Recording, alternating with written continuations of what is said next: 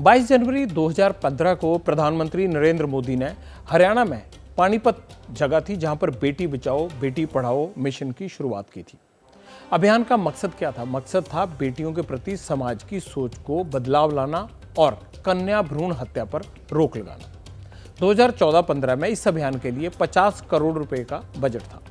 2016 में 75 करोड़ का हुआ, 2017 में 43 करोड़ रुपए की रकम रखी गई। इसके बाद 2021 और 2022 को अगर छोड़ दें तो बेटी बचाओ बेटी पढ़ाओ मिशन के लिए सालाना बजट 200 करोड़ रुपए से ज़्यादा का रहा या कर दिया गया। इस मिशन के तहत अब तक 1200 करोड़ रुपए से ज़्यादा का बजट जारी कर चुकी है सरकार। लेकिन खर्च कितने हुए? खर्च हुए सिर्फ 774 करोड़। 52% पैसा सिर्फ अभियान के प्रचार प्रसार पर ही खर्च किया गया। लेकिन पिछले 2 सालों में तो प्रचार को कोई तवज्जो नहीं दी गई। इस बात का उल्लेख किया कि इस स्कीम के अंतर्गत मात्र प्रचार प्रसार में भारत सरकार पैसा खर्च करती है।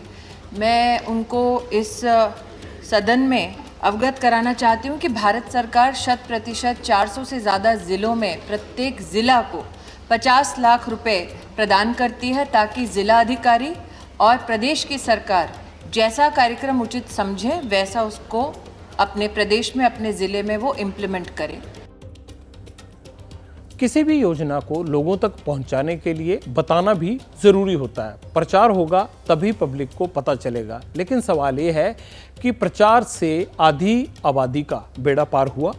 जिस हरियाणा में मिशन की शुरुआत की गई थी वहां 1000 लड़कों पर 926 लड़कियां हैं। बाकी राज्यों के हालात देखें तो पंजाब में 938, महाराष्ट्र में 966, गुजरात में 965, तो मध्य प्रदेश में 1000 बेटों पर 970 बेटियां हैं।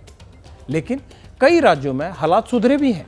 जैसे यूपी में 1000 पुरुषों पर 1017, उत्तराखंड में 1016 पर 1016 हैं और बिहार में 1000 बेटियां हैं। अगर हम आंध्रा, असम, तेलंगाना, कर्नाटका और नॉर्थ ईस्ट के राज्यों के आंकड़ों को देखें तो बेहतर हुआ है वहां पर। ये आंकड़े NFHS यानी नेशनल फैमिली हेल्थ सर्वे ने जारी किए हैं।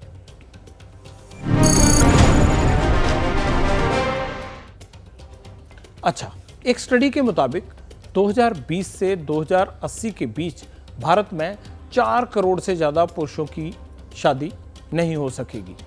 बेटियों को मारकर वंश बढ़ाने के लिए बेटा पैदा करने वाले ये क्यों भूल जाते हैं कि वंश आखिर बढ़ेगा कैसे? माँ, बहन, बेटी, पत्नी और महिलाओं को हर रूप में हम पूजते हैं। लेकिन अगर बेटियों को बोझ समझा जाता रहेगा तो फिर ये सब काम कैसे होंगे?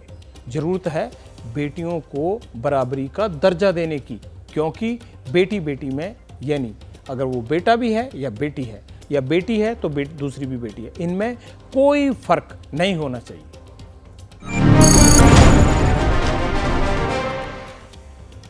अगर कोई नौजवान सरकारी नौकरी वाला एग्जाम पास कर ले, इंटरव्यू क्वालिफाई कर जाए, लेकिन 1.5 साल तक ज्वाइनिंग लेटर ना आए, तो इस सिस्टम को आप क्या कहेंगे? महाराष्ट्र में ऐसा ही हुआ। 200 नौजवानों ने सरकारी इंजीनियर बनने वाली परीक्षा पास कर ली कि हम इंजीनियर बन जाएंगे, भाई परीक्षा पास हो गई, लेकिन अभी तक उनको नौकरी नहीं मिली। क्यों नहीं मिली? सिस्टम की लापरवाही का खामियाजा भुगत रहे हैं वो। नौकरीशुदा बेरोजगारों की कहानी आपको विस्तार से दिखानी आज।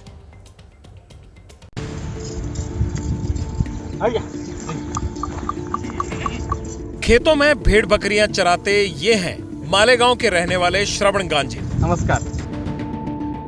श्रवण ने सोचा था मेहनत करके महाराष्ट्र लोक सेवा आयोग की परीक्षा पास करेंगे, इंजीनियर बन जाएंगे तो भेड़ बकरियां नहीं चरानी पड़ेंगी, अफसर बनकर देश सेवा करेंगे, अच्छी जिंदगी का सपना साकार होगा। श्रवण की मेहनत रंग लाई, एग्जाम दिया, पास हुए, सब कुछ बढ़िया। सिर्फ ज्वाइनिंग लेटर का इंतजार था। 1.5 साल हो गया, लेटर नहीं आया, इसलिए अभी तक भेड़ बकरियों को घास खिला रहे हैं। बऱ्याचशा मित्रांवर उपासमारीची वेळ आलेली आहे। मग त्या मित्रांनी काय करायचं? शासनाला जाब विचारायचा की नाही विचारायचा? शासन अजून किती आमचा अंत बघणार आहे? आता तरी शासनाला जाग यावी आणि आमच्या नियुक्त्या लवकरात लवकर द्याव्यात अशी आमची मागणी आहे।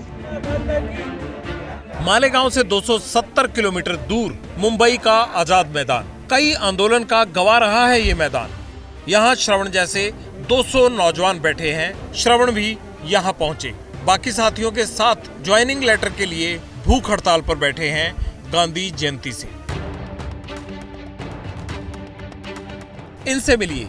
नाम है नेहा कैसर अली सैयद, महाराष्ट्र के गढ़चिरौली से हैं। नक्सलवाद प्रभावित इलाका, परिवार गरीब है, लेकिन पिता ने पैसे की तंगी आड़े नहीं आने दी। बेटी ने कड़ी मेहनत की, महाराष्ट्र का इंजीनियरिंग सर्विसेज एग्जाम क्लियर किया, मगर ज्वाइनिंग लेटर का इंतजार देखते देखते आंखें थक गई, या ये कहिए आंखें अब पथरा गई हैं। मैं मुस्लिम फैमिली से बिलोंग करती, अक्सर हमारे इसमें लड़कियों को पढ़ाया नहीं जाता, फिर भी मेरे अब्बू ने मुझे पढ़ाया लिखाया, इतना काबिल बनाया। लेकिन आज मेरी ये सिचुएशन आके है कि मैं काबिल होने के बावजूद भी मेरे अब्बू का हाथ नहीं बन सकती। तो इतना फाइनेंशियली हम वीक है और निगेटिव इतना सिचुएशन हमारी आ चुकी है, मेंटली इतना डिप्रेस्ड हो चुके हैं कि अब जाकर ऐसा लगता है कि अगर सरकार ने हमें नियुक्ति नहीं दी तो उनको दूसरा स्वप्निल लोन कर जरूर देखने मिलेगा। नवी मुंबई के रहने वाले आकाश जादव ने साल 2020 में फॉर्म भरा था, तब 25 साल के थे। शादी हो गई, एग्जाम क्वालिफाई कर लिया, सोचा था नई नौकरी के साथ परिवार को खुशियां देंगे, मगर सिस्टम की नजर लग गई। घर में, समाज में, दोस्तों में, रिश्तेदारों में, सब जगह पे जब दबाव है, जहाँ भी हम लोग जाते हैं वहाँ हमें पूछा जाता है कि क्या हुआ, ज्वाइनिंग आ रहा है क्या, कब आएगा, कब ट्रेनिंग स्टार्ट होगा। एक तरीके से अभी लोगों को झूठ लगने लग गया है कि हम लोग ने एग्जाम कोई क्रैक किया भी नहीं था कि किया था। सबको लग रहा है कि अपन झूठ बोल रहे हैं। हम हमारा हक मांगते, नहीं किसी से भीख मांगते। सोलापुर के विनायक भोसले ने तो केरल पब्लिक सर्विस कमीशन का एग्जाम पास कर लिया था, वहाँ नौकरी का ऑफर भी था, मगर जब महाराष्ट्र में ही सरकारी इंजीनियर का एग्जाम पास हुआ तो केरल के ऑफर को ठुकरा दिया।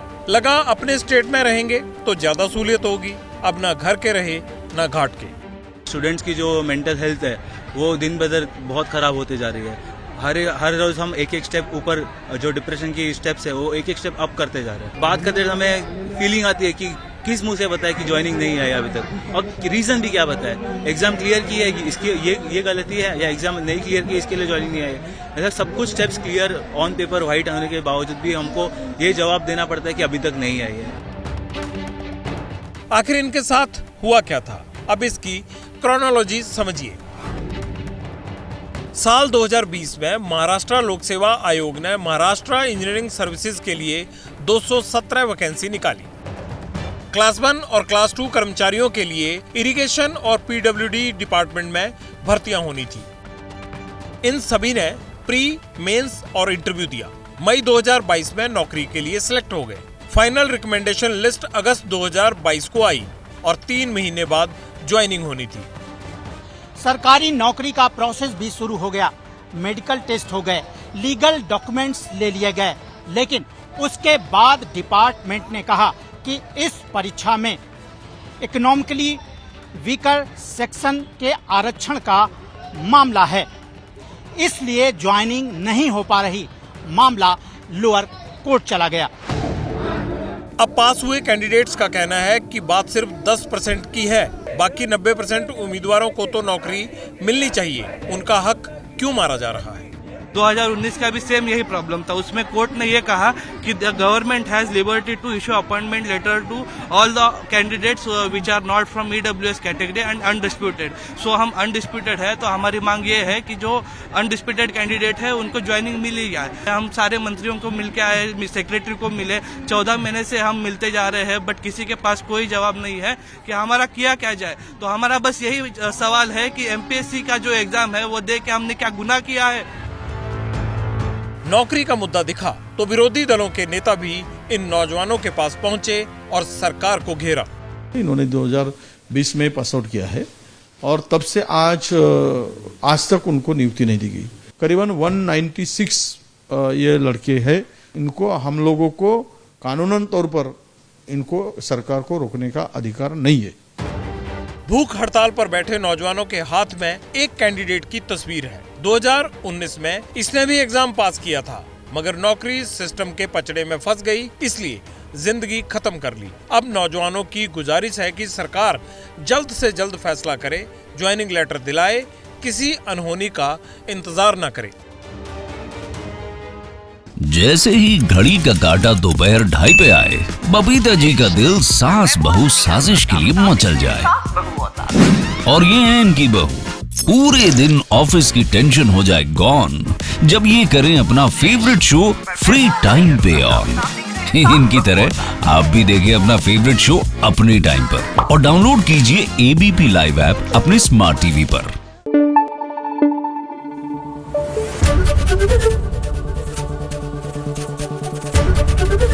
एबीपी न्यूज आपको रखे आगे।